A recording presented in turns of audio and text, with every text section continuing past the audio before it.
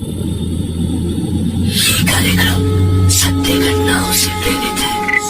जिनके साथ ये घटनाएं घटी उसकी वास्तविकता उन्हीं तक सीमित है।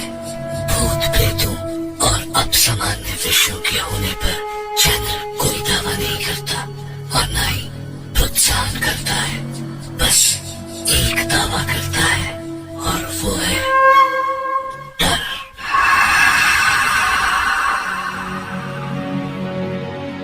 कहते हैं कल्पना हकीकत से ज्यादा बड़ी और अद्भुत होती है, लेकिन सच और सपने के बीच का फासला भी बहुत कम होता है। कई बार हमारे साथ घटी घटनाएं हमारे लिए तो हकीकत होती है, पर औरों के लिए कोरी कल्पना।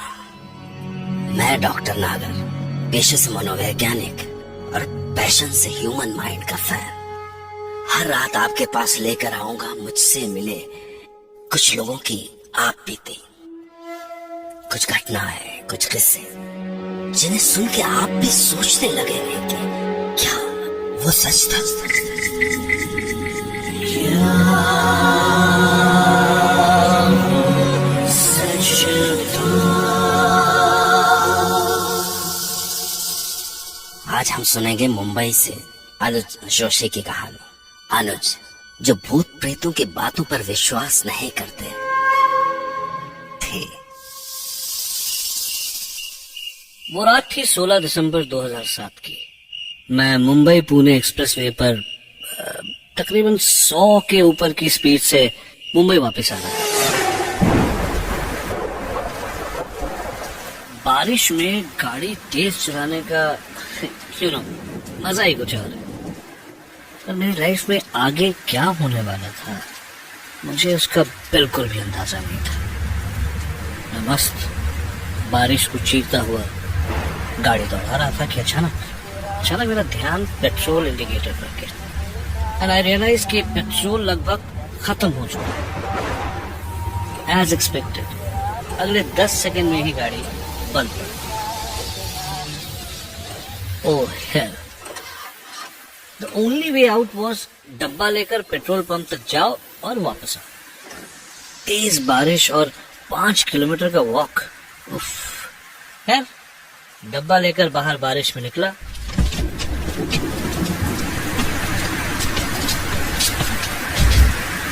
भगवान का नाम लिया और चल। तब लगा जैसे भगवान ने मेरी सुनी, क्योंकि 10 कदम ही चला था कि देखा कि पीछे से एक गाड़ी चली गई। मैंने लिफ्ट मांगी और गाड़ी रुक गई। तो मैंने कांच पर नॉक किया होपिंग कि मुझे लिफ्ट मिल जाए, लेकिन जब कांच नीचे हुआ तो पता नहीं क्यों एक अजीब सा डर लगा।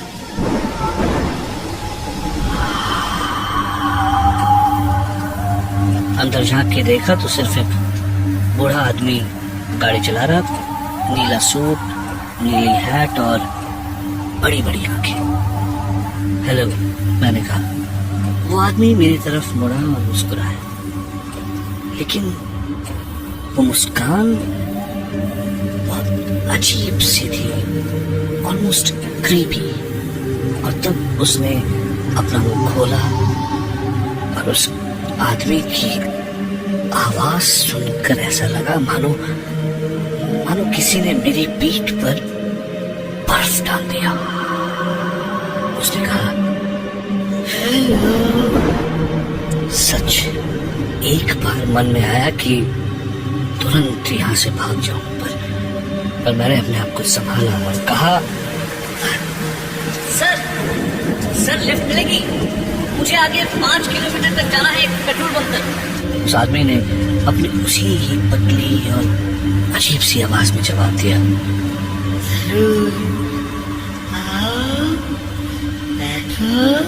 Thank you sir. मैंने एक लंबी सांस ली और गाड़ी में बैठ गया।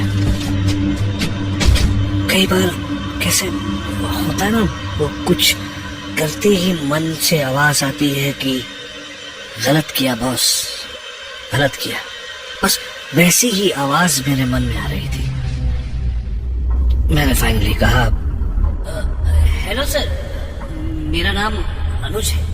Call me Freddy. Okay, hi Freddy. वो मेरी तरफ देखकर मुस्कुराया। पतले से सूखे हुए होंठ और पीले रंग के टेढ़े मेढ़े दांत। मेरी तरफ मुस्कुराने के बाद फ्रेडी डिकोस्टा फिर आगे देखने लगा। धीरे धीरे मेरा डर बढ़ने लगा। फाइनली बातचीत करने के इंटेंशन से मेरे मन में जो आया मैंने कह दिया, आप बहुत खुश लग रहे हैं मिस्टर फ्रेडी। Oh yes, बहुत खुश हूँ। कल सुबह अपने एक दोस्त से 4 साल के बाद मिलूंगा। अच्छा, देखो ये है उसकी तस्वीर। और उसने मुझे एक आदमी की तस्वीर दिखाई। मोटा सा आदमी, उम्र लगभग 50। ओह, तो इसलिए फ्रेडी मुस्कुरा रहे थे। मेरी जान में जान आई। थोड़ा गिल्टी भी फील हुआ, लेकिन इससे पहले मैं कुछ कहता, सामने पेट्रोल पंप आ गया। मैंने फाइनली फ्रेडी से कहा, एक बार फिर से थैंक यू सर।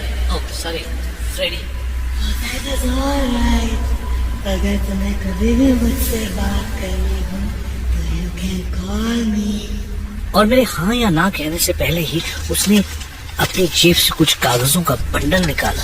काफी पुराने कागज थे वो, और उनमें से उसने एक कागज का कोना फाड़ा और उसमें लिखा फ्रेडी डिकोस्टा और अपना टेलीफोन नंबर और बैंड्रा वेस्ट का अपना एड्रेस।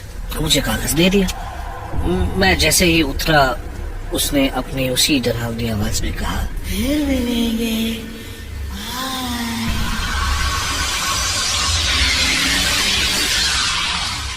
और तुरंत कार निकल गई। मैं उसके तुरंत बाद अपने कपड़ों को बचाते हुए पेट्रोल पंप में घुसा। वहां खड़े पेट्रोल अटेंडेंट ने मुझे देखकर पूछा, क्या साहब, आपकी गाड़ी बंद पड़ गई है क्या? हाँ यार, तो अच्छा हुआ कि लिफ्ट मिल गई। लिफ्ट? काय का लिफ्ट साहब? आप कितने दूर से चलते आ रहे हैं? सही मायने में मुझे अब डर लग रहा था। भाई, मैं पेट्रोल पंप के सामने एक गाड़ी से उतरता हूँ और पेट्रोल पंप के अटेंडेंट को दिखाई नहीं देता।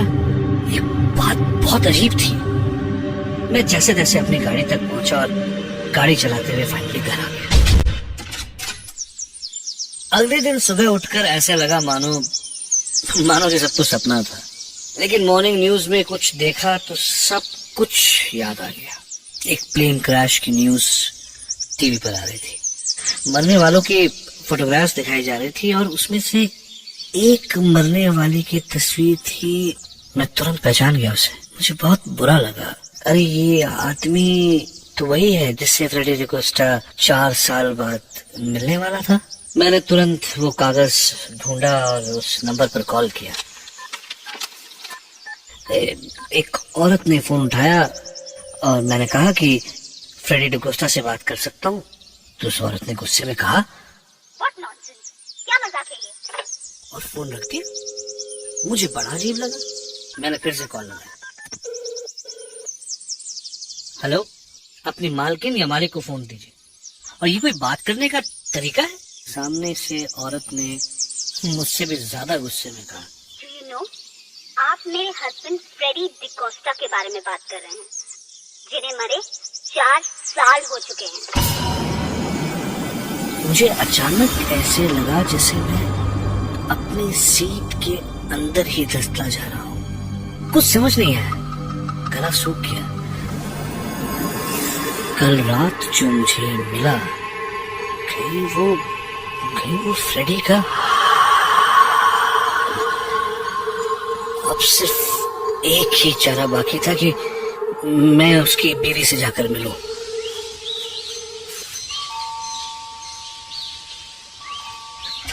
Yes, may I help you? जी, मेरा नाम अनुज है। वो मैंने आपसे फोन पर बात की थी आपके हस्बैंड फ्रेडी के You, तुम जाते हो या मैं पुलिस को बुलाऊं? नहीं, मेरी बात सुनिए प्लीज। मेरा विश्वास कीजिए, मैं कल रात को उनसे मिला था और मेरी उनसे बात हुई थी। I'll call पुलिस अगर तुम इधर से नहीं गया तो। प्लीज मैडम, बात सुनिए। वो उनका कट कुछ 6 फुट का था। वो पतले से बड़ी बड़ी आंखें और उन्होंने वो ब्लू सूट पहना था। ब्लू हैट भी। औरत तुरंत रुक गई, दरवाजा खोला और मुझे देखती रह गई और थोड़ी देर बाद बोली, मैंने दफनाते हुए यही कपड़े पहनाए थे उन्हें। तब उन्होंने मुझे बताया कि 4 साल पहले आज ही के दिन फ्रेडी डिकोस्टा ने खुदकुशी कर ली थी। यानी आज उन्हें मरे हुए 4 साल हो चुके थे। पहले रोज सुबह उठकर मेरे को आई लव यू बोला करता था, लेकिन एक दिन सुबह आई लव यू के बदले उनके मरने की खबर मिली। 4 साल से तड़प रही हूँ कि मेरा फ्रेडी फिर मेरे को आई लव यू बोलेगा। I was shocked. ये सब क्या हो रहा है? उनकी वाइफ मुझे उनके कब्र तक ले गई। मुझे बहुत अजीब और बहुत ज्यादा डर लग रहा था। फ्रेडी के बारे में हर बात मिली, लेकिन एक चीज नहीं मिली, उनकी आवाज।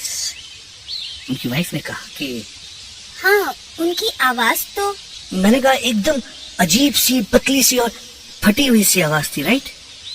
तो उन्होंने कहा नहीं, उनकी आवाज तो मोटी थी। तब अचानक उनका चेहरा एकदम सफेद हो गया। उन्होंने कहा, तुम जानता है मेरा हस्बैंड कैसे सुसाइड किया?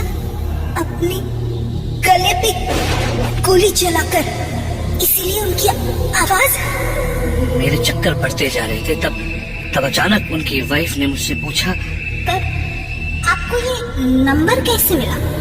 हाँ, उन्होंने मुझे वो कुछ कागजों का बंडल था उनकी जेब में, जिसमें से एक कागज फाड़कर उन्होंने मुझे दिया। अचानक उनकी आंखें और बड़ी हो गई और उन्होंने कहा, किधर है? किधर है? मुझे वो कागज दे दो अभी, प्लीज प्लीज मुझे वो कागज दे दीजिए। देखिए इसमें लिखा है फ्रेडी डिकोस्टा, ये फोन नंबर और ये एड्रेस। उस कागज को उन्होंने कुछ ऐसे छुआ जैसे कोई बहुत कीमती चीज हो, और उन्होंने कहा,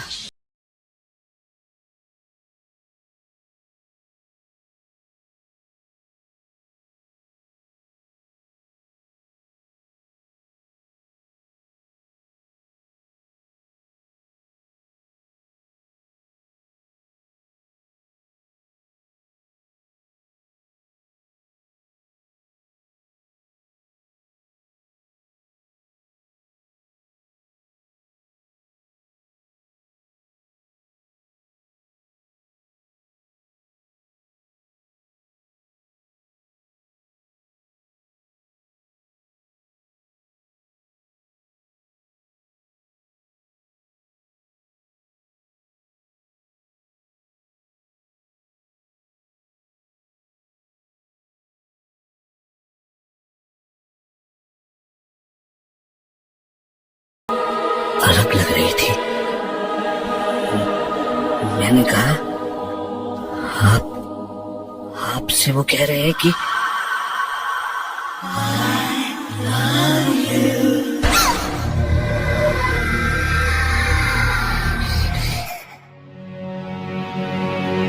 हमारी चेतना पर किसी का जोर नहीं है। सपनों को तो आप बुलाते नहीं हैं, लेकिन वो फिर भी आते। इसी तरह जिंदगी में कुछ पड़ाव भी बिना बुलाए चले आते हैं। क्या सच में फ्रेडी डिकोस्टा मरने के बाद भी अनुज से मिले? अगर नहीं, तो उसके पास वो कागज कहां से आया? क्या सच में मरने के बाद उनकी आवाज बदल गई थी? और क्या सच में उन्होंने अनुज के जरिए अपने प्यार का इजहार किया? कुछ बातें हमें खुली आंखों से नहीं, खुले मन से दिखती है। ऐसे में दिमाग तो सन्न रह जाता है और मन में सिर्फ एक सवाल रह जाता है, क्या